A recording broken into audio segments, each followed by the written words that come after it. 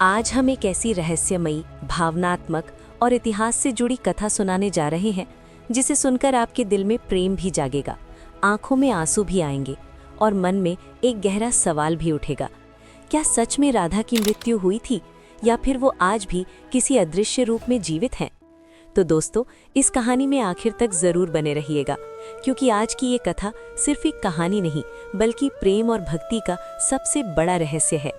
दोस्तों, जब भी हम श्री कृष्ण और राधा का नाम लेते हैं तो हमें सिर्फ प्रेम याद आता है, लेकिन ये प्रेम सामान्य नहीं था। ये ऐसा प्रेम था जिसमें मिलन से ज्यादा विरह था, और शायद इसी विरह ने इसे अमर बना दिया। कहानी उस समय की है जब कृष्ण को वृंदावन छोड़कर मथुरा जाना पड़ा।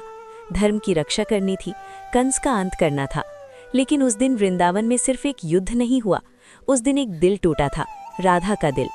जब कृष्ण जा रहे थे, राधा सामने खड़ी थी, आंखों में आंसू थे, लेकिन होठों पर कोई शब्द नहीं। उन्होंने कृष्ण को रोका नहीं, कोई वचन नहीं मांगा, बस चुपचाप देखती रहीं। और दोस्तों, यही था उनका सबसे बड़ा त्याग, क्योंकि सच्चा प्रेम कभी रोकता नहीं, सिर्फ जाने देता है। कृष्ण के जाने के बाद राधा का जीवन बदल गया। वो पहले जैसी नहीं रही।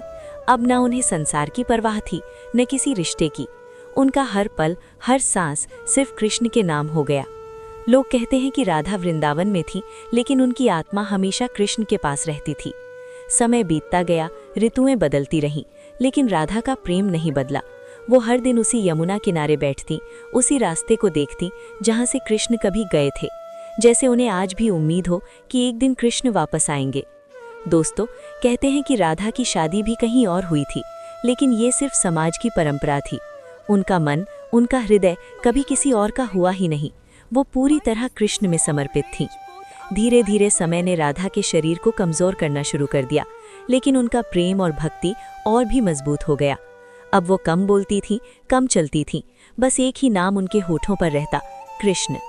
और फिर एक दिन वो समय भी आ गया जिसे कोई नहीं रोक सकता, राधा का अंतिम समय। उस दिन आसमान भी कुछ अलग था। हवा में एक अजीब सी शांति थी, जैसे प्रकृति खुद रुक गई हो। राधा अकेली बैठी थी, आंखें बंद, चेहरे पर एक हल्की सी मुस्कान। उनकी सांसें धीमी हो रही थीं, लेकिन उनकी आंखों में एक चमक थी, जैसे वो किसी का इंतजार कर रही हो। और तभी अचानक वहां एक दिव्य प्रकाश फैल गया, ऐसा प्रकाश जो पहले कभी किसी ने नहीं देखा था। और उस प्रकाश में कोई खड़ा था। दोस्तों, वो कोई और नहीं, स्वयं कृष्ण थे। लेकिन ये मिलन वैसा नहीं था जैसा हम सोचते हैं। ये शरीर का मिलन नहीं था, ये आत्मा का मिलन था। कृष्ण धीरे धीरे राधा के पास आए। राधा ने आंखें खोली, और जैसे ही उनकी नज़र कृष्ण पर पड़ी, उनकी आंखों से आंसू बहने लगे। लेकिन ये दुख के आंसू नहीं थे, ये उस प्रेम के आंसू थे जो वर्षों से अधूरा था। राधा ने धीरे से कहा, कृष्ण। और दोस्तों, उसी पल कुछ ऐसा हुआ जिसे शब्दों में समझाना मुश्किल है। राधा ने अपनी आंखें बंद की और उनकी आत्मा उनके शरीर से निकलकर सीधे कृष्ण में समा गई, जैसे एक नदी समुद्र में मिल जाती है।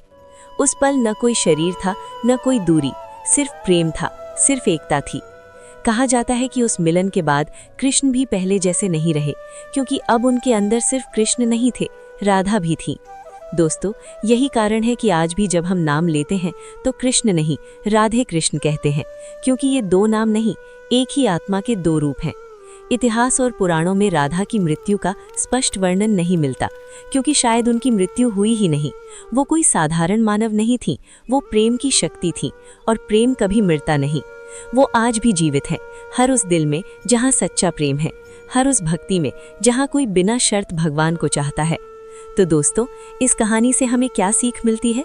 यही कि सच्चा प्रेम कभी खत्म नहीं होता, सच्ची भक्ति में कोई शर्त नहीं होती, और जो आत्मा से जुड़ता है वो कभी अलग नहीं होता।